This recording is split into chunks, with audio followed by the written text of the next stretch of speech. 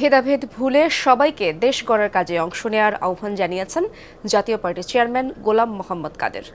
রংপুরে ঈদের নামাজ শেষে তিনি জানান, অর্থ সংকটের কারণে দেশের অধিকাংশ মানুষই ঈদ করতে পারছে না, তাই দেশ গড়ার কাজে সবাইকে ঐক্যবদ্ধ হতে হবে।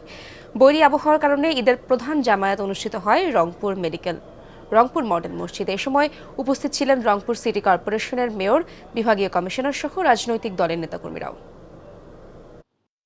সাধারণভাবে মানুষই খুব ভালো নেই, বেশিরভাগ মানুষ অর্থকষ্টে আছে, উৎসবে সঠিকভাবে অংশগ্রহণ করতে পারছেন না এবং বিভিন্নভাবে কষ্টে দিন পাস করছেন। আমাদের যারা সচ্ছল মনে করি, যাদের সামর্থ্য আছে, তারা তাদের পাশে দাঁড়াবেন। দেশের মানুষকে সবাইকে নিয়েই আনন্দ উৎসব করলে সেটাই হলো প্রকৃত উৎসব।